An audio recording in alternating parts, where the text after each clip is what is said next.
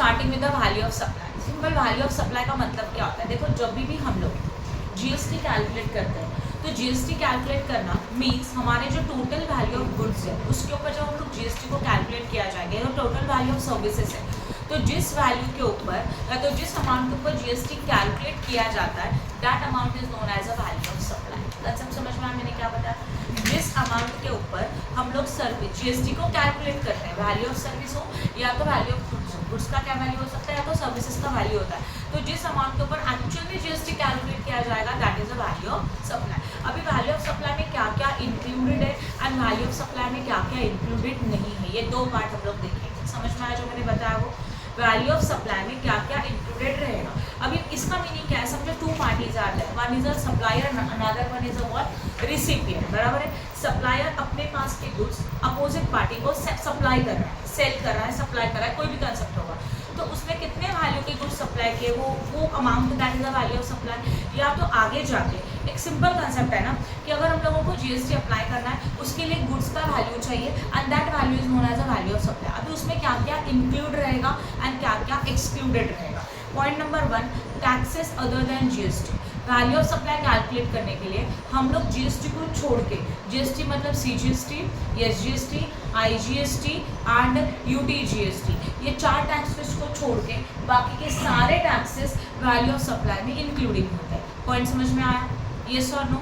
जब भी हम लोग वैल्यू ऑफ सप्लाई कैलकुलेट करेंगे तो फर्स्ट पॉइंट एक तो गुड्स का वैल्यू या तो सर्विसेज का वैल्यू, ये तो रहेगा ही रहेगा। मतलब सप्लायर ने रिसिपिएंट को, सेलर को, जो हम लोग जिसको हम लोग सेल कर रहे हैं, तो सेलर ने बायर को या तो सप्लायर ने रिसिपिएंट को जितने वैल्यू का या तो जितने वैल्यू का गुड्स या तो सर्विसेज सप्लाई किया वो तो रहेगा।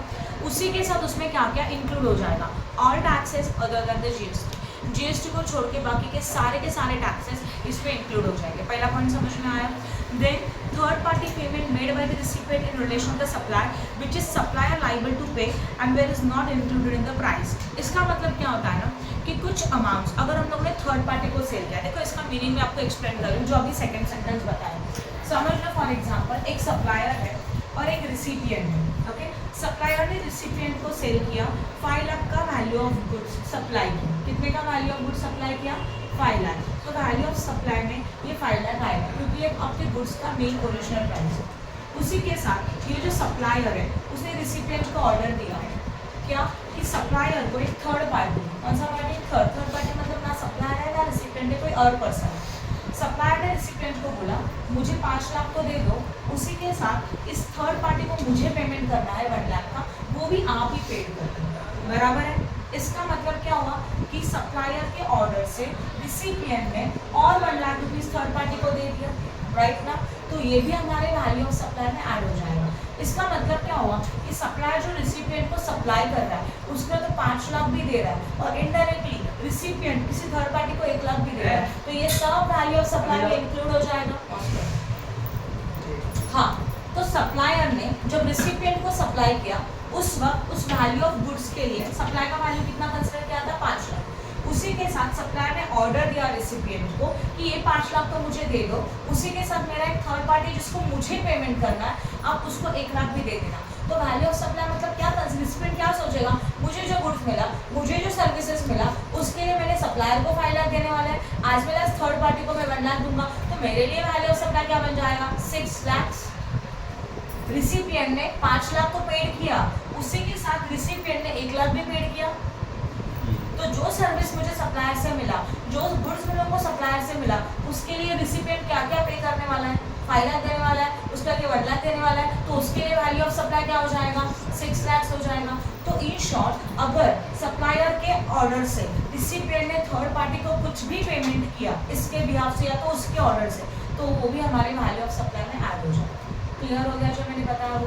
या तो ये भी हो सकता है, समझो सप्लायर ने रिसिपिएंट को बोला मैं गुड्स ट्रांसपोर्ट कर रहा हूँ, ट्रांसपोर्टेशन का कॉस्ट है 50,000, आप मेरे बिहाफ से इसको दे, बराबर है? क्लियर हो रहा है? तो ये 50,000 का जो ट्रांसपोर्टेशन कॉस्ट है जो इसके बिहाफ से इसने पेड किया था, बराबर ना, that is also included in the value of supply. Clear हो रहा है? तो वैल्यू ऑफ सप्लाई एक कंसेप्ट क्लियर है ना कि जो हम लोग परचेस कर रहे हैं या तो मुझे जो गुड्स मिल रहा है तो वो मिलते हैं और जितना कॉस्ट जनरेट हो रहा है वो पूरा का पूरा एडिशन किया जाएगा एंड उसके ऊपर हम लोग टैक्सेस पे करेंगे, दैट इज जीएसटी कैलकुलेट करेंगे। क्लियर? कंसेप्ट क्लियर हो गया जो मैंने बताया वो? यस और नो? तो पहला रूल मैंने क्या बताया था, taxes other than the GST is included in the value of supply. GST को छोड़ के बाकी के जितने भी टैक्सेस है वो वैल्यू ऑफ सप्लाई में इंक्लूड हो जाएंगे। ये पॉइंट समझ में आया? Okay. Value of supply calculate करते वक्त सप्लायर के ऑर्डर से थर्ड पार्टी को अगर रिसिपिएंट ने पेमेंट किया तो जितने भी पेमेंट थर्ड पार्टी को हो रहा है वो सारे के सारे अमाउंट जो on the behalf of supplier है, रिसिपिएंट ने पेड किया on the behalf of supplier, तो वो सारे अमाउंट वैल्यू ऑफ सप्लाई में ऐड हो जाएंगे। ये भी क्लियर हो गया? यस और no? Then as well as incidents and expenses, जो आपको मैंने फ्रेट का एक्सपेंसेस का एग्जांपल दिया बराबर ना, उसको बोलते हैं इंसिडेंटल एक्सपेंसेस। मतलब जब ये सप्लाई हो रहा है ऑन द स्पॉट फ्रेट का या तो कैरेज का या तो और कोई एक्सपेंसेस अगर पेड किया जा रहा है, it may be paid by the supplier और it may be paid by the recipient but on the behalf of supplier, that is also included in the value of supply. समझ में आया? कोई एक्सपेंसेस ऐसे एक्सपेंसेस है जो incidental है, on the spot के ट्रैवलिंग, कमीशन, ब्रोकरेज, ये एक्सपेंस फ्रेट, ये एक्सपेंसेस हो सकते हैं जो एक्सपेंसेस सप्लायर ने पेड किए as well as on the behalf of supplier recipient ने पेड किया। मतलब रिसिपिएंट अभी दे तो रहा है बट किसके बिहाफ से दे रहा है? सप्लायर के बिहाफ से दे रहा है। मतलब इसके लिए इसने पैसा खर्चा किया, बाद में इसको पैसा मिलेगा सप्लायर से, उसको बोलते हैं ऑन द बिहाफ ऑफ। तो ये सारी वैल्यूज वैल्यू ऑफ सप्लाई में ऐड हो जाएगी। क्लियर हो रहा है? यस और no? Then you can add the subsidies also. Now what's the meaning of subsidy? Subsidy का मतलब आपको पता रहेगा, छूट मिलता है हम लोगों को किसी अमाउंट में, प्राइस में, उसको हम लोग सब्सिडीज बोलते हैं। तो सब्सिडीज दो जगह से मिल सकता है, गवर्नमेंट से मिल सकता है तो कोई और कंपनी से या तो किसी और इंस्टीट्यूशन से मिल सकता है। तो गवर्नमेंट से मिला हुआ सब्सिडीज वैल्यू ऑफ सप्लाई में नहीं आएगा। गवर्नमेंट का सब्सिडी छोड़ के जितना भी सब्सिडीज है सब कुछ वैल्यू ऑफ सप्लाई में इंक्लूडिंग रहेगा। समझ में आया जो मैंने बताया वो? तो ये 5 पॉइंट याद रखो। क्या क्या बताया? Value of supply includes all other taxes excluding GST. GST को छोड़ के जितने भी टैक्सेस है ना, all taxes are included in the value of supply. Point number 1। Okay. अगर समझ लो सप्लायर ने ऑर्डर दिया रिसिपिएंट को कि make the payment to the third party, तो जो थर्ड पार्टी को पेमेंट किया जा रहा है ना वो भी हमारे वैल्यू ऑफ सप्लाई में इंक्लूड रहेगा। ये भी पॉइंट समझ में आया? यस और नो? इसके बाद अगर समझ लो कोई इंसिडेंटल चार्जेस है, commission, brokerage, travelling expenses, freight, packing expenses which is paid by the supplier or recipient on the behalf of supplier is also included in the value of supply। ये भी हमारे value of supply में add रहेगा। Okay. And इसके बाद अगर कोई subsidies रहेगा तो गवर्नमेंट का सब्सिडी ऐड नहीं करेंगे, बट अगर समझ लो कि सब्सिडी इज पेड या charge by the other institute other than the government को छोड़ के किसी और इंस्टीट्यूट से सब्सिडी मिला तो that all subsidies are added in the value of supply. Clear है? एंड अगर कुछ इंटरेस्ट है, पेनल्टीज है, लेट चार्जेस है, ये सब कुछ हमारे वैल्यू ऑफ सप्लाई में ऐड हो जाएगा। These are the 5 points which is included in the value of supply. समझ में आया? किसी को कोई डाउट है क्या? ओके। उसके बाद अभी वैल्यू ऑफ सप्लाई कैलकुलेट करते हो क्या क्या एक्सक्लूड रहेगा, बराबर ना? यस और नो? पॉसिबल? समझ में आया? तो वैल्यू ऑफ सप्लाई में क्या क्या रहेगा वो 5 पॉइंट है। 5 पॉइंट को मैं वापस एक बार एक्सप्लेन कर रही हूँ। Value of supply includes all the taxes other than the GST. GST के सारे टैक्सेस को छोड़ के, that is CGST, SGST, IGST, UTGST, okay, इन सबको छोड़ के जितने भी टैक्सेस हैं वो हम लोगों के वैल्यू ऑफ सप्लाई में ऐड हो जाएगा। Point number 1। पॉइंट नंबर 2 क्या रहेगा? Third party payment. मतलब according to the order of supplier अगर रिसिपिएंट ने किसी थर्ड पार्टी को पेमेंट किया था, that is also included in the value of supply. Then आता है इंसिडेंटल एक्सपेंसेस लाइक फ्रेट, बराबर है, या तो commission, brokerage, travelling expenses, packing expenses which is paid by the supplier or paid by the recipient on the behalf of supplier, it is also included in the value of supply। फिर next आता है subsidy. जो subsidy हम लोगों को receive हो रहा है गवर्नमेंट से, उसको छोड़ के बाकी का सारा subsidies value of supply calculate करके और ऐड किया जाएगा। क्लियर? एंड लास्ट वन है interest, late payment, penalties etcetera, delay payment की वजह से अगर हम लोगों ने टाइम पे पेमेंट नहीं किया, रिसिपिएंट यहाँ पे है, रिसिपिएंट ने अगर सप्लायर को टाइम पे पेमेंट नहीं किया, उसके लिए अगर सप्लायर ने इंटरेस्ट चार्ज किया, पेनल्टी चार्ज किया और उसके ऊपर भी क्या फाइन चार्ज किया, एक्स्ट्रा लेट फीस चार्ज किया, तो वो सब कुछ वैल्यू ऑफ सप्लाई में क्या हो जाएगा? इंक्लूड हो जाएगा। समझ में आया? यस और नो? ये 5 पॉइंट्स है, उसको वैल्यू ऑफ सप्लाई में हम लोग ऐड करेंगे। ओके। अभी ये था हमारा what is including in value of supply. Value of supply में क्या क्या इंक्लूड रहेगा, दैट इज सेक्शन 15(2) आपको ये इंडिकेट करता है वैल्यू ऑफ सप्लाई में क्या क्या आएगा। सेक्शन 15(2) में वापस मतलब उसमें 3 में आपको मिलेगा what is the exclusion of the value of supply. Value of supply में क्या क्या इंक्लूड नहीं रहेगा। सबसे पहले अगर हम लोगों को डिस्काउंट ऑफर किया है eight the time of delivery और बिफोर डिलीवरी, मतलब जब हम लोग एक्चुअल में सप्लाई कर रहे हैं उस टाइम पे अगर डिस्काउंट दिया रहेगा तो that discount we can minus at the time of calculation of value of supply. Clear है ना? डिस्काउंट क्या किया जाता है? माइनस किया जाएगा। तो यहाँ पे भी जब हम लोग वैल्यू ऑफ सप्लाई करेंगे और ये डिस्काउंट कब दिया है? Eight the time of the delivery या तो बिफोर द डिलीवरी, बराबर है? ओके, तो डिस्काउंट अगर ऑफर किया है तो इसमें डिस्काउंट के कुछ रूल्स है। पहला वाला रूल क्या बताया था? When the discount is offer eight the time of the delivery और बिफोर द डिलीवरी, मतलब डिलीवरी होने से पहले, गुड्स का डिलीवर करने से पहले अगर ऑलरेडी डिसाइडेड कि डिस्काउंट ऑफर किया जाएगा तो वो discount of value of supply से माइनस कर सकते हो। एट द जब हम लोग गुड्स को डिलीवर करें तब जाके डिस्काउंट ऑफर किया तब भी गुड्स को मतलब डिस्काउंट को माइनस कर सकते हैं। एंड सम टाइम अगर समझ लो कि डिस्काउंट हम लोगों का बाद में ऑफर किया जा रहा है गुड्स डिलीवर होने के बाद, राइट ना, तो ऐसे सिचुएशन में डिस्काउंट तब माइनस करेंगे और माइनस करेंगे तो जो हमारा इनपुट टैक्स क्रेडिट है वो भी रिवर्स हो जाएगा। आप इतना डिटेल्स में मत जाओ, फिलहाल आप इतना ही सोचो कि हम लोगों का डिस्काउंट हम लोग क्या करेंगे? माइनस कर सकते हैं। क्लियर हो गया? तो वैल्यू ऑफ सप्लाई में क्या क्या आएगा, क्या क्या नहीं आएगा, समझ में आया? यस और no? Right. Value of supply दो लोगों में हो रहा है, दो सप्लाई, एक सप्लायर है एक रिसिपिएंट है और दोनों के दोनों अनरिलेटेड पर्सन है। अनरिलेटेड पर्सन मतलब और थोड़ा डिटेल कंसेप्ट है, बस इतना समझ लो इनका एक दूसरे के साथ कोई रिलेशनशिप नहीं है, बराबर? अनरिलेटेड पर्सन है, सप्लाई कर रहे हैं तो हम लोग उस टाइम पे वैल्यू ऑफ सप्लाई कैलकुलेट करेंगे। वैल्यू ऑफ सप्लाई में हम लोग कंसीडर करेंगे प्राइस ऑफ सप्लाई। सप्लाई के टाइम पे जो प्राइस आया था वो भी कंसीडर हो जाएगा। As well as supply made, बराबर? यहाँ तक समझ में आया? वैल्यू ऑफ सप्लाई में क्या आएगा? जो हमारा ट्रांजेक्शन, देखो यहाँ पे मैंने आपको वैल्यू दिया था, सप्लाई का वैल्यू क्या था? 5 लाख बोला था, तो ये जो वैल्यू है that is considered as a value of supply. In this included all the taxes other than the GST, in this included any amount paid to the third party, in this included any interest, late fees and all these things, ये भी include करने के लिए allowed है। as well as अगर incidental charges like a commission, all this thing, it is also included, and subsidies other than the government subsidies is included, and minus क्या क्या करेंगे? फिर डिस्काउंट हम लोग माइनस कर सकते हैं। समझ में आया थियोरेटिकल कंसेप्ट? ओके, अभी पीडीएफ ओपन करो, हम लोग इसके सम्स को स्टार्ट करेंगे। Okay, this is the question number 27। Question number 27, अगर बुक आपके पास अवेलेबल है पेज नंबर 99 और अगर टेक्स्ट बुक नहीं है तो प्लीज पीडीएफ ओपन करना। मिला सबको? क्वेश्चन करो start. Question number 27, miss Kritika purchase a car, right? Miss Kritika purchase a car worth of ₹5 lakh. Kritika ने कार परचेज किया 5 लाख का plus the GST at the rate of 5% from mister Amol, and mister Amol who receives the 40,000 towards the car accessories were which not included in the price। देखो miss Kritika ने purchase किया car 5 lakh का, उसके ऊपर plus GST at the rate of 5% from the Amul. तो अमूल कौन बन गया? Supplier, and miss Kritika is a what? Recipient. Amul also receive 40,000 towards the car accessories which were not included in the price। ये छोड़ 5 लाख का जो कार है उसके साथ हम लोगों को कुछ कार एक्सेसरीज भी मिला था और उस कार एक्सेसरीज का अमाउंट ऊपर वाले वैल्यू में इंक्लूड नहीं है, तो ऑब्वियसली ये अमाउंट भी इंक्लूड किया जाएगा। ओके, देन उसके बाद the amount of discount 15,000 was given by mister Amol to miss Kritika at the time of the sale of the car. Discount क्या करेंगे हम लोग? प्लस की माइनस, तो डिस्काउंट माइनस किया जाएगा। Then Mr. Amol hired Mr. Kiran for the delivering the car to Miss Kritika and amount of 20,000 paid Miss Kritika to Mr. Kiran। Obviously transportation charges भी add होता है, बोला था ना मैंने, incidental charges रहेगा तो वो भी ऐड हो जाएगा, तो 20,000 के transportation charges भी ऐड हो जाएंगे। Calculate the value of supply as per the provision of section 15 of the CGST Act 2017। Okay, सम एकदम सिंपल है, क्या किया जाएगा? देखो अगर इसको सॉल्व करना है तो एक सम मैं आपको सॉल्व करके दिखा दूँ। करने का है वैल्यू ऑफ सप्लाई। सॉल्यूशंस बहुत सिंपल है, एक दो सॉल्यूशन मैं दिखाऊंगी, बाकी का आप खुद भी कर सकते हैं, कुछ है नहीं कैलकुलेशंस के लिए, ठीक है ना? सबसे पहले हम लोगों को पहला चाहिए पर्टिकुलर एंड देन व्हाट?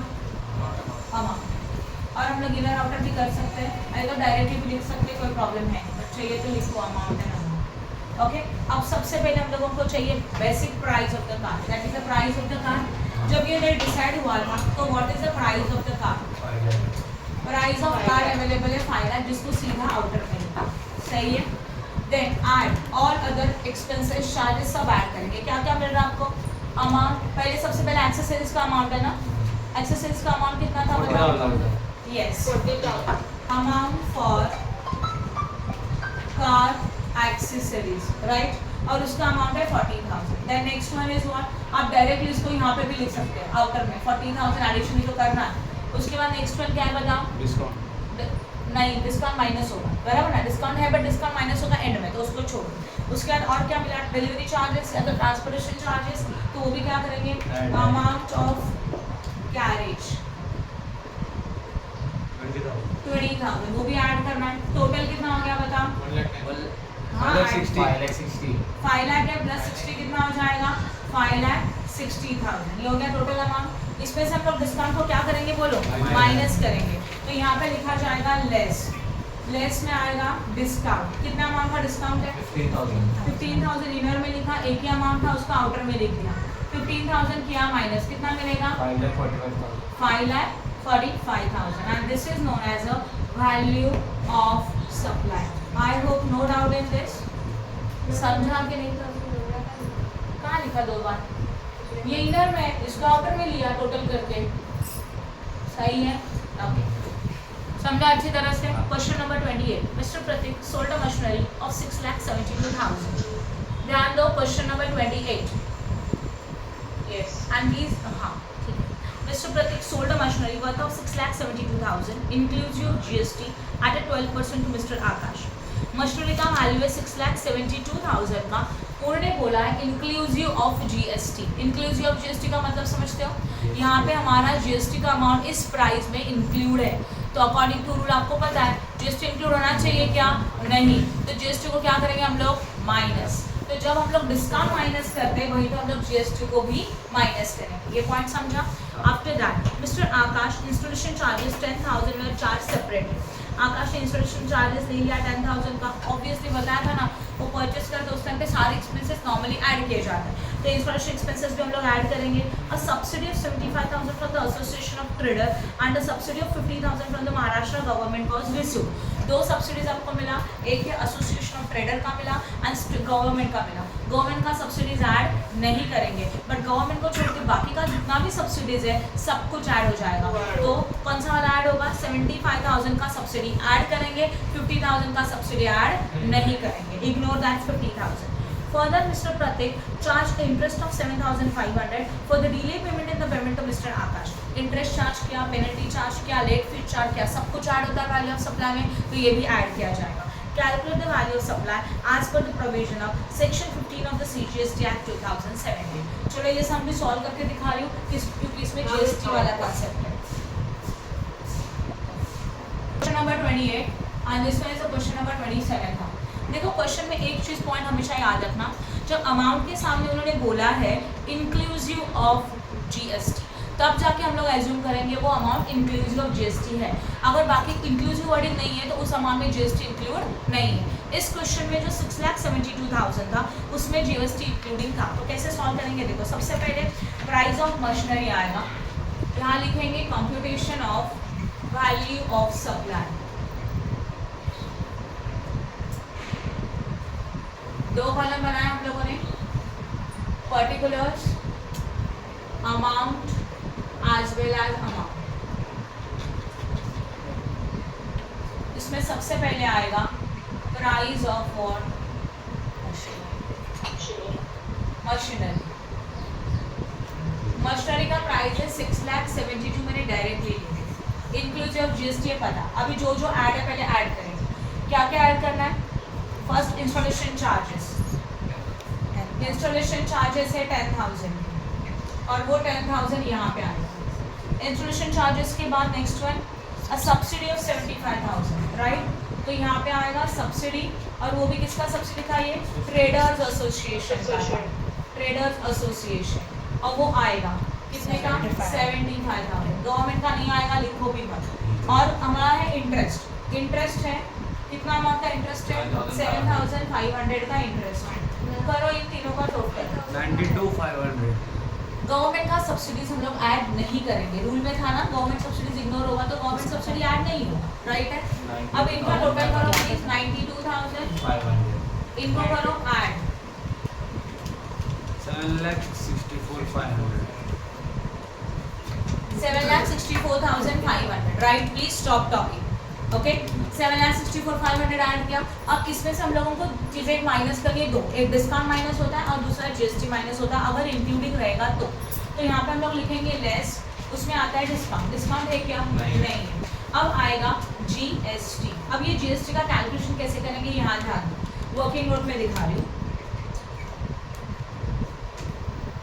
उन्होंने क्वेश्चन में बोला है 6,72,000 का जो अमाउंट है वो इंक्लूसिव ऑफ जीएसटी है,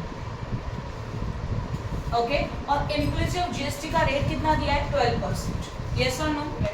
हमारा एक्सक्लूसिव जीएसटी का अमाउंट, एक्सक्लूसिव मतलब जिसमें जीएसटी इंक्लूड नहीं है, वो जो अमाउंट होता है वो 100% होता है कि नहीं होता। तो वो जो 100% का अमाउंट है ना वो हमारा बेसिक है, उसके ऊपर हम लोग 12% कैलकुलेट करते हैं और वो उसमें ऐड होता है, राइट। तो this amount we can say that 112, right. कैसे डिसाइड किया, देखो बेसिक अमाउंट होता है 100% विदाउट जीएसटी, उसमें अगर हम लोग 12% कैलकुलेट करेंगे तो प्लस 12% दैट इज 112 को बोलते हैं इंक्लूसिव ऑफ जीएसटी, राइट। तो दिस 112 मतलब 6,72,500 है। इसमें से हम लोगों को जीएसटी चाहिए जो भी कितना परसेंट है 12 और क्वेश्चन मार्क, राइट। करो कैलकुलेट, 12 इंटू 6,72,000 डिवाइडेड बाय 112 कितना आएगा 72,000 आया। अभी देखो अगर यहाँ डिस्काउंट होता था तो डिस्काउंट प्लस जीएसटी दोनों का टोटल बाहर आता था, राइट। डिस्काउंट नहीं है तो छोड़ दो, सिर्फ आएगा 72,000 जिसको हम लोग करेंगे माइनस, करो माइनस और बताओ कितना आंसर आया। 6,92,500 and this is known as a what, value of supply।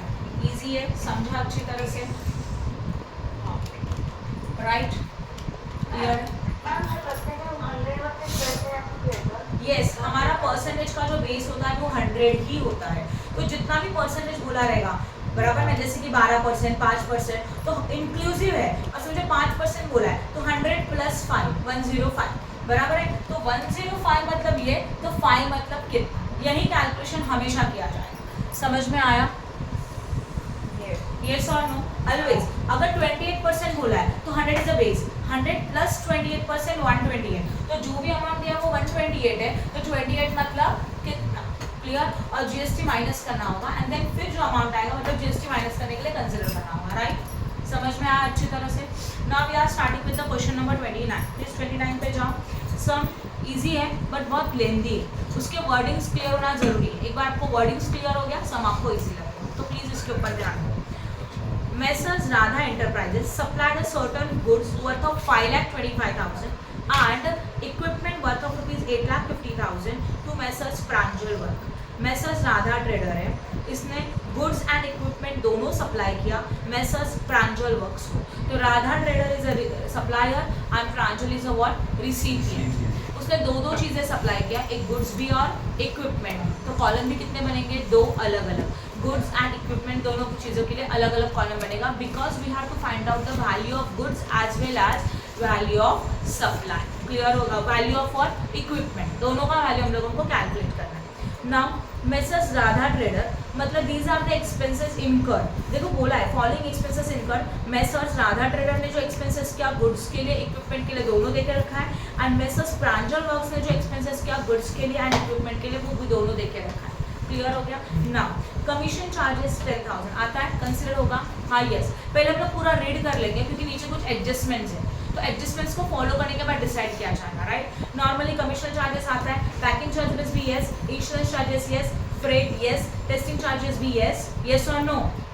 और किसके, दोनों पार्टीज के, रेसिपिएंट के भी और सप्लायर के भी, दोनों ऐड किए जाएंगे।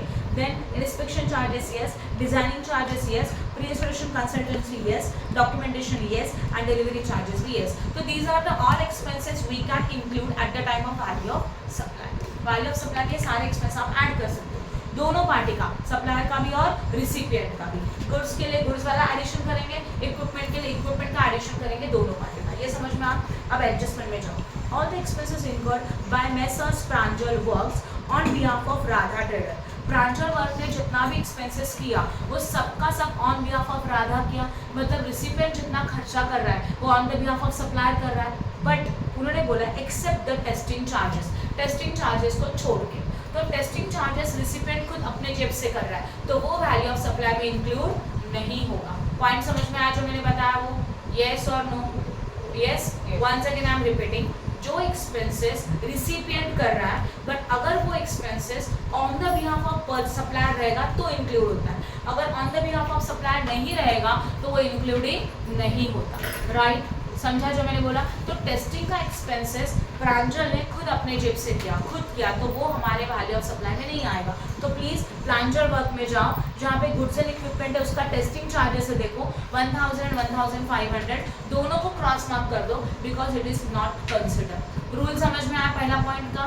The expenses which is done by recipient but not on the behalf of supplier, that is not included in the value of supply, ये वैल्यू ऑफ सप्लाई में इंक्लूड नहीं होगा। तो टेस्टिंग चार्जेस वो भी सिर्फ रिसिपिएंट के वैल्यू ऑफ सप्लाई में नहीं आएंगे। आगे, the packing charges paid bye Radha trader was in the respect of the Pranjal work. Yes, packing charges जो किया वो प्रांजल के डिमांड से किया तो वो आएगा, वो टोटल में कंसिडर होने वाला है। उसके बाद messrs Radha traders gave a discount of 20,000 on equipment. Radha trader ने इक्विपमेंट के ऊपर 20% 1000 का डिस्काउंट दे दिया। डिस्काउंट क्या होता है? प्लस की माइनस, तो ये माइनस होने वाला है। Then subsidy of 18,000 was received on goods from the central government, मतलब सेंट्रल गवर्नमेंट का सब्सिडी है, आना चाहिए क्या? नहीं आएगा, इग्नोर करो। एक minute. Then 20,000 on the equipment from the small business association, तो 18,000 का जो सब्सिडी सेंट्रल गवर्नमेंट का था वो इंक्लूड नहीं होगा, बट 20,000 का था जो स्मॉल बिजनेस एसोसिएशन था वो सब्सिडीज हम लोग ऐड कर सकते हैं। Any doubt in this? मैं पूरा पहला सम एक्सप्लेन करती हूँ फिर डाउट क्लियर करूँगी। ओके, समझ में आया point number D? Then price of goods including GST at a 5%, जो भी गुड्स का प्राइजेस है उसमें जीएसटी इंक्लूडिंग है, समझ लो। गुड्स के प्राइस में जीएसटी इंक्लूड है, मतलब गुड्स के प्राइस के ऊपर इस तरह से जीएसटी निकाल के माइनस करेंगे हम लोग, only for goods not for equipment, बोला नहीं है वैसे। And then taxes other than CGST, SGST, IGST charge separately by messrs Radha trader for a goods of 12,000 and equipment of 21,000। तो these are the taxes other than GST taxes. तो ये taxes भी हम लोग ऐड कर सकते हैं। ओके, बोला था ना जो जीएसटी है उनको छोड़ के बाकी के सारे टैक्सेस ऐड कर सकते हैं। तो उन्होंने बोला है taxes other CGST, SGST, IGST charge separately by Radha trader for the goods 12,000 goods के लिए, इक्विपमेंट के लिए 21,000। तो ये जीएसटी वाले चार्जेस छोड़ के बाकी के टैक्सेस है वो तो ऐड कर सकते हो, तो ये टैक्सेस भी हम लोग ऐड करेंगे। Calculate the value of supply as per the provision of section 15 of the CGST Act 2070 and also a GST payable। अभी यहाँ पे हम लोगों को यहाँ पे वैल्यू ऑफ सप्लाई तो कैलकुलेट करना ही है, उसी के साथ हम लोगों को जीएसटी भी कैलकुलेट करना है। तो मैं कैलकुलेट करके दिखाऊंगी पूरा सब, बराबर ना? ओके, पॉज करो। Now come to the question. Question number 29 में सबसे पहले उन्हें बोला value of goods and value of services. तो we can say that just price of goods and price of services. तो एक कॉमन हेडिंग लिखेंगे प्राइजेस। गुड्स का प्राइजेस कितना है? 5,25,000 है ना, तो उसको लिखा 5,25,000। और इक्विपमेंट का प्राइजेस क्वेश्चन में दिया हुआ 8,50,000, तो यहाँ पे जाएगा 8,50,000। I hope no doubt in this. Next one, अभी क्लियर है कि टेस्टिंग के चार्जेस छोड़ के बाकी सारे एक्सपेंस ऐड कर सकते हैं, दोनों के, प्रांजल के भी और इसके भी, राइट? ओके, चलो करें स्टार्ट। सबसे पहला वाला क्या आया? गुड्स के लिए कमीशन, बताते जाओ। तो यहाँ लिखेंगे ऐड और यहाँ लिखेंगे commission. Commission for goods 10,000 Radha का है और प्रांजल का कुछ नहीं है। गुड्स का सबका एडिशन है, राधा प्रांजल दोनों पार्टीज का। राधा में 10,000 है बट प्रांजल में कुछ नहीं है, तो यहाँ पे आएगा 10,000 फॉर गुड्स। यस, पहले गुड्स का बनाते हैं, फिर packing charges for Radha 7,000, for Pranjal कुछ नहीं, तो पैकिंग चार्जेस कितना हो जाएगा? 7,000। यस, पहले हम लोग कर रहे हैं सिर्फ गुड्स का। गुड्स एंड इक्विपमेंट दो है ना, तो हम लोग इसका कैलकुलेशन कर रहे हैं गुड्स का, और ये एक्सपेंसेस करते वक्त राधा प्रांजल दोनों का ऐड करना चाहिए। अब जरा प्लीज जाओ गुड्स में, जाओ प्रांजल के अमाउंट है क्या? कुछ तो नहीं लिया। उसके बाद then insurance charges only goods का अमाउंट कंसिडर करो, प्रांजल राधा का ओनली 2,000, तो यहाँ पे आएगा इंश्योरेंस, और वो ओनली राधा में है तो उतना ही लिखा 2,000। आफ्टर दैट फ्रेट, फ्रेट का चार्जेस राधा में नहीं है बट प्रांजल में है, गुड्स के लिए 7,000, तो यहाँ पे होगा 7,000। After that freight testing charges, testing charges Pranjal Radha में नहीं है और प्रांजल के कंसिडर नहीं करेंगे क्योंकि उसका वो ओन एक्सपेंसेस है, तो इसको इग्नोर कर दो। इंस्पेक्शन चार्जेस में 570 है, राधा में, प्रांजल में कुछ नहीं है, तो जस्ट इंस्पेक्शन चार्जेस आएगा और अमाउंट कितना था उसका 507 हो गया। Then designing charges only goods के लिए लो, राधा का एंड प्रांजल का दोनों का। राधा में अमाउंट है 2270, प्रांजल में नहीं है, तो ये कौन सा एक्सपेंसेस है 2270। डिजाइनिंग चार्जेस, डिजाइनिंग चार्जेस का नेक्स्ट वन है प्री इंस्टॉलेशन चार्जेस 5730, गुड्स का प्रांजल का 5730 प्री इंस्टॉलेशन।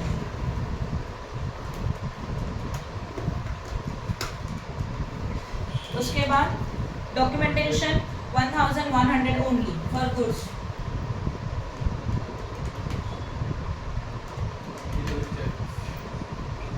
फिर डिलीवरी चार्जेस कितना, कुछ नहीं है, दोनों कुछ भी नहीं है, ओके खत्म।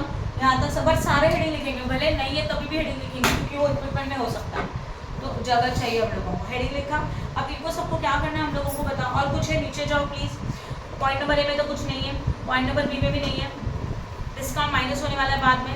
सब्सिडी आएगा, कौन सा आएगा, और ये सब्सिडी किसके लिए, गुड्स के लिए, गवर्नमेंट का था, नहीं आएगा, बट फिर भी हम लोग हेडिंग लिख देते हैं सब्सिडी, राइट। गवर्नमेंट का था 18,000 का which is received on goods, and 20,000 का जो सब्सिडी है वो इक्विपमेंट के लिए था, तो वो इक्विपमेंट के कॉलम में आएगा, गुड्स के कॉलम में नहीं आएगा, तो यहाँ डैश कर देंगे, समझ में आया।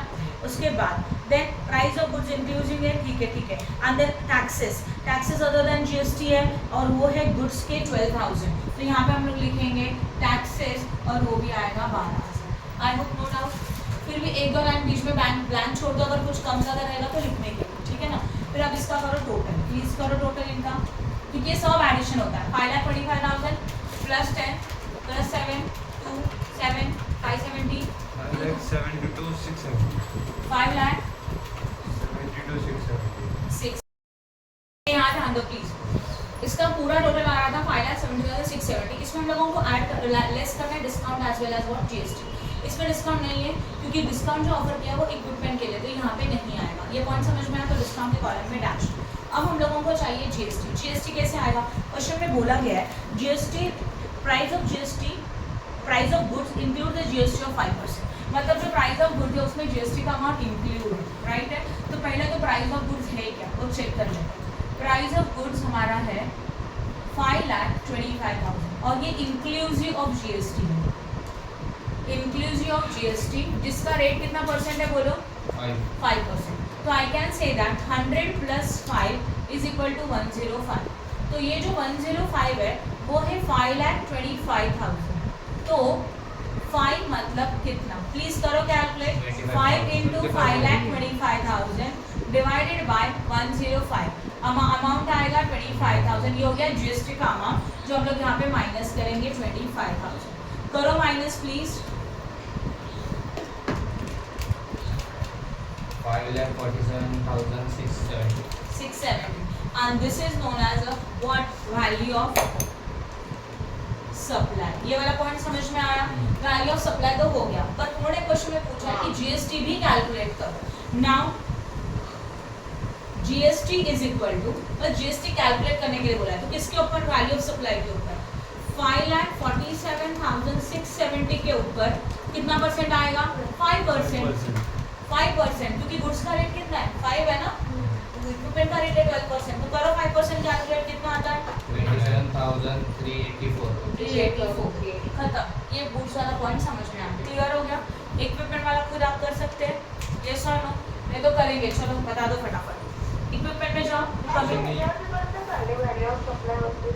हाँ जीएसटी कैलकुलेट किया जाता है वैल्यू ऑफ सप्लाई के ऊपर, इसलिए तो हम लोगों ने वैल्यू ऑफ सप्लाई कैलकुलेट किया कि हम लोगों को आगे जाके उसके ऊपर जीएसटी निकालना है।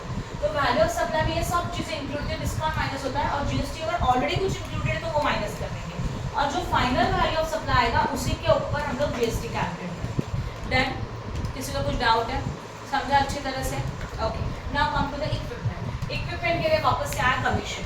अभी इक्विपमेंट का वैल्यूज आएगा दोनों का, राधा का प्रांजल का। राधा का है नहीं, प्रांजल का है 15,000, तो यहाँ लिखा 15,000। फिर उसके बाद पैकिंग चार्जेस है 2,000 ओनली, सिर्फ इक्विपमेंट का। पैकिंग चार्जेस के बाद इंश्योरेंस है ओनली 8,000। तो इंश्योरेंस के सामने लिखेंगे 8000। इंश्योरेंस के बाद नेक्स्ट है फ्रेट, वो है 3500 प्लस 4700, करो एडिशन 8200, दोनों का एडिशन करके लिखा 8200। उसके बाद फ्रेट के बाद टेस्टिंग तो आएगा ही नहीं। Inspection charges 1350, that is 1350। उसके बाद इंस्पेक्शन के बाद डिजाइनिंग चार्जेस 3290, तो डिजाइनिंग चार्जेस 3290। उसके बाद क्या आएगा बोलो, pre inspection charges 13 Mr. Anuj supplied the certain goods of Mr. Advita at a sell price of 2,24,000. Okay, तो प्राइस ऑफ गुड्स कितना हो गया 2,24,000। Following expense incurred by Arpita, Arpita ने कुछ एक्सपेंसेस जनरेट किया, जहाँ पे आएगा commission 3,700, installation charges 1,500 and freight is 600। Commission and freight were paid on behalf of mister Anuj. Commission and freight ये दोनों किसके बिहाफ से है, अनुज के बिहाफ से, हु इज द सप्लायर। तो कमीशन एंड फ्रेट दोनों सप्लायर के बिहाफ से है तो आएगा, बट इसका मतलब क्या, जो हमारा प्राइस है 2,24,000, इसमें कमीशन ऐड होगा एज वेल एज क्या ऐड होगा, फ्रेट ऐड होगा, बट हम लोगों का इंस्टॉलेशन चार्जेस ऐड नहीं होगा। क्यों नहीं होगा, क्वेश्चन में आपको बोला है clearly, commission and the freight were paid on behalf of Anuj. जो सप्लायर के बिहाफ से होता है वो ऐड होता है, और जो पर्सनल होता है रेसिपिएंट का वो ऐड नहीं होगा, तो इसके लिए 1,500 ऐड नहीं होने वाला। Discount of 5,000 were given by the Mrs. Anuj at the time of the supply of goods. तो डिस्काउंट क्या होना चाहिए, प्लस की minus minus. Then question number 40 हो गया, बस प्लस माइनस करके कैलकुलेशन हो जाएगा, आप कर सकते हैं ये वाला sum. Okay, next one, from the following details calculate the value of supply as per the section 15 of the GST Act. Contracted value of the supply of goods by Mr. Khan to Parag. तो Khan supplier है, पराग recipient है, value of goods है 6 लाख, तो 6 लाख का first point price. Following expense of incurred by mister Parag on behalf of Khan, Khan के behalf से पराग ने खर्चा किया, तो रिसिपिएंट एक्सपेंसेस करा है किसके बिहाफ से, सप्लायर के बिहाफ से। कॉस्ट ऑफ पैकिंग है, लोडिंग चार्जेस है, अदर इन्फॉर्मेशन है, ये सब कुछ ऐड हो जाएगा। अच्छा, कॉस्ट ऑफ पैकिंग ऐड होगा, लोडिंग चार्जेस ऐड होगा, अदर इन्फॉर्मेशन में delivery charges paid by Pandu by mister Parag on the instruction of mister Khan, तो ये भी ऐड हो जाएगा, ये भी कंसिडर करेंगे। And additional packing charges paid by Mr Khan on behalf of Parag, ये भी ऐड हो जाएगा। क्लियर हो रहा है, ये सर नो। तो जितना एक्सपेंसेस रिसिपिएंट खुद करेगा उसको छोड़ के बाकी सब कुछ ऐड होगा। ओके, तो ये चारों पॉइंट ऐड होने वाले, टोटल कर दो, खत्म। Question number 15. Mr. Swara entered into the contract with the Mrs. Asha for the supply of machines. Value of machine including of GST at the rate of 28%. ये हमारा value of GST अवेलेबल है 28% का। Okay, ये value of goods हो गया। Taxes other than CGST, SGST, IGST ये भी add होगा। Taxes allowed है GST छोड़ के। Expenses incurred by Miss Asha on behalf of Swara. आशा का खर्चा है स्वरा के बिहाफ से, वो भी ऐड होने वाला है। Pre installation construction yes, commission yes, designing expenses yes. Other information, subsidy receive from the central government आएगा क्या, नहीं। And subsidy receive from third party yes. Customized packing charges paid by miss Swara on request of Asha, ये भी तो consider होगा, ये भी add होगा। Now calculate the value of supply, बस जो जो ऐड होगा सबका टोटल कर दो, हो गया आंसर। समझ में आया? हाँ, जीएसटी कैलकुलेट करने के लिए बोला है क्या, नहीं बोला है। अच्छा, ऊपर इंट्रोड्यूसिंग ऑफ जीएसटी, तो जीएसटी कैलकुलेट करके माइनस करोगे, बट स्पेसिफिकली इस तरह से आएगा, जीएसटी कैलकुलेट करके एंड में माइनस करना पड़ेगा, लाइक दिस, कर सकते हो। ओके, नाउ क्वेश्चन नंबर 17 पे आ जाओ। Messrs. Kishore Automobile sold 100 bikes to Mrs. Nikita Enterprises for its employee at a price of 10,000 each bike. तो 100 बाइक सोल्ड किया जा रहा है, 100 नंबर ऑफ बाइक से मल्टीप्लाई करेंगे उसको 10,000 के साथ। Certain expense are incurred by both the parties, कुछ एक्सपेंसेस क्रिएट हो गया। तो पहला है इंश्योरेंस चार्जेस 7,000 फ्रेट, तो insurance charges 7,000 by messrs Kishore and messrs Nikita का दोनों का एक्सपेंसेस है, तो दोनों के एक्सपेंस हम लोग ऐड कर सकते हैं। इंश्योरेंस आएगा, फ्रेट भी आएगा normally, testing charges yes, designing yes, documentation yes, loading yes. Adjustments देखो, point number 1, freight paid by Mrs Nikita enterprises was for the internal transportation not on behalf of Mrs Kishore. इसका मतलब जो निकिता का फ्रेट है उसने खुद किया हुआ है, वो सप्लायर के बिहाफ से नहीं है, तो 8,000 का फ्रेट का चार्जेस ऐड नहीं होगा। ये पॉइंट समझ में आया? Next one, then commission of 17,000 was paid to Mrs. Raj by Mrs. Nikita. Commission 17,000 का पेड किया, okay, and represent the instruction of mister Kishore automobile yes. Supplier के बिहाफ से कुछ भी एक्सपेंसेस पेड होगा तो वो ऐड होगा, तो 17,000 ऐड हो जाएगा। On the specific request of the Mrs. Nikita Enterprises, packing cost of 13,000 was incurred by Mrs. Kishore. ये भी कंसिडर होगा. रिसिपेंट के बिहाफ से अगर कोई खर्चा सप्लायर कर रहा है तो वो ऐड हो सकता है, ये भी ऐड हो जाएगा. Subsidy of 30,000 received from the central government आएगा क्या? नहीं आएगा. And Mrs. Kishore Automobile paid a road taxes 25,000 for this sale. Road tax उसने पेड किया सेल के लिए. किसने पेड किया? किशोर ने पेड किया. किशोर कौन है? सप्लायर है, तो ये भी आएगा. तो 25,000 का टैक्सेस भी ऐड हो जाएगा. Any doubt in this? Yes or no? Then applicable tax rate is a 28%. Applicable tax rate कितना परसेंट है? 28% है. Calculate the value of supply as well as tax liability. आप कर सकते हो? ये last Yes or no? Value of supply में 28% आएगा ना. हाँ, ये लास्ट में आएगा. सप्लाई के ऊपर ये कैलकुलेट करेंगे, खत्म. इजी है सम. क्वेश्चन नंबर 18 में जाओ. सम थोड़ा अलग है, ध्यान दो. कौन है? सौरभ नाम. पॉज कर लेना. आगे आजा, बहुत एंड हो गया. नहीं मतलब अभी कुछ भी किया तो भी एंड हो जाएगा. हाँ, एंड हो जाएगा. छोड़ो, कट होने दो. पॉज कर लो. करते Question number 18. Messrs. Vivek Enterprises sold a car of Aman at a 3,50,000 in exchange of old car of 70,000. एक पर्सन ने दूसरे को एक कार सोल्ड किया 3,50,000 में, जिसका एक्सचेंज वैल्यू क्या, मतलब ओल्ड कार को लिया 70 में और न्यू सेल किया, राइट है. तो उसके बाद cost of similar car sold by messrs Vivek enterprises for 4,60,000 and open market price of the car is not known. देखो कंडीशन तो अलग अलग है. Calculate the value of supply if का वर्डिंग इंपॉर्टेंट है. पॉइंट नंबर ए में answer अलग रहेगा, बी में आंसर अलग रहेगा. Two conditions are there. Point number A क्या दिया है कि सिमिलर कार मार्केट में सोल्ड किया था 4,60,000 में, राइट है. और अभी वो 3,50,000 में कार सेल कर रहा है बिकॉज एक्सचेंज कर रहा है ओल्ड वाला कार. क्लियर हो रहा है. तो अगर हम लोगों को वैल्यू ऑफ सप्लाई चाहिए फर्स्ट कंडीशन में, तो 3,50,000 का एक्चुअल प्राइस है, ऊपर से 70, तो 3,50,000 प्लस 70 करो, कितना होता है? 4,20,000 हो गया. यही कार मार्केट में किसी और प्राइस में बेचा जा रहा है, कितने में? 4,60,000 में. तो ऑब्वियसली मार्केट वैल्यू ज़्यादा है ना, तो वैल्यू ऑफ कार में क्या आ जाएगा? 4,60,000. अगर हम लोग केस 1 फॉलो करते हैं, ए फॉलो करते हैं, तो ए के सिचुएशन में मतलब एक्चुअल में मेसर्स विवेक ने ये कार दे दिया टोटल 4,20,000 एक्सचेंज वैल्यू कंसिडर करने के बाद. बट यही कार बाहर प्राइस जब सोल्ड किया जा रहा है तो 4,60,000 में किया जा रहा है, तो दोनों में से ऑब्वियसली हायर वाला वैल्यू ऑफ सप्लाई हो जाएगा. तो 4,60,000 is a value of supply in the case of A. Point समझ में आ. अभी बी में जाते हैं. समझ लो ओपन मार्केट वैल्यू अवेलेबल है ही नहीं, मार्केट का वैल्यू नहीं पता, तो ऑब्वियसली 3,50,000 प्लस 70 कितना हो जाएगा? 4,20,000. तो पॉइंट केस बी में हम लोगों का 4,20,000 is the value of supply. बताओ. क्वेश्चन नंबर 18 हो गया. आपको सबको समझा क्वेश्चन नंबर 18? मार्केट वैल्यू है ना. बात तो बताती हूँ, पहले क्वेश्चन नंबर 19 देखो please. Question number 19. Okay. Miss V sold a certain wooden boxes to Miss N at a 17,000. Calculate the value of supply. देखो क्या बोला गया है. 17,000 उसने अपने सिस्टर को सप्लाई किया 17,000 है. Case A, another supply selling wooden boxes is a like kind in the quality 14,000. उसने अपने सिस्टर को 17,000 में सप्लाई किया. यही मार्केट में सेम प्रोडक्ट का प्राइस 14,000 है, तो वैल्यू ऑफ सप्लाई क्या होना चाहिए? 14,000. मार्केट वैल्यू कंसिडर करके उनमें से जो अमाउंट कंसिडर होगा वो मतलब अपना रिलेटिव इसके लिए प्राइस ज़्यादा कम नहीं चलेगा. सेम प्रोडक्ट का मार्केट का जो प्राइस है वो कंसिडर करना चाहिए. कितना प्राइस है फिर? 14,000. तो 14,000 is a value of supply. Point समझ में आया. उसके बाद बी क्या है? Messrs V exercise option of the consider the value 90%. अब एक रूल है इसमें, मतलब मेसर्स वी के पास एक ऑप्शन है कि वो उसका 90% वैल्यू कंसिडर कर सकता है. तो उसने जितना सप्लाई किया, कितने का सप्लाई किया था? 17,000 का. तो 17,000 का 90% निकालो, कितना आता है? 15,300.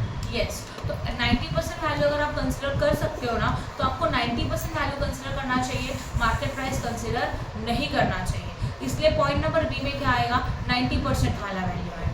समझ में आया जो मैंने बताया वो? देखो रूल एक बार मैं वापस बता रही हूँ. पॉइंट नंबर ए में हमारे पास दो प्राइजेस है, एक सप्लाई किया हुआ प्राइस है, एक मार्केट वैल्यू है. तो सप्लाई किया हुआ प्राइस है, मार्केट वैल्यू, दोनों में से हम लोग मार्केट वैल्यू कंसिडर करेंगे. इसके लिए मार्केट वैल्यू आया पॉइंट नंबर ए में. ये पॉइंट समझ में आया. पॉइंट नंबर बी में उन्होंने बोला 90% वाला ऑप्शन अवेलेबल है, तो रूल के हिसाब से हम लोग 90% वाला वैल्यू कंसिडर करेंगे. तो 17,000 का 90% जो आता है that is the value of supply. समझ में आया.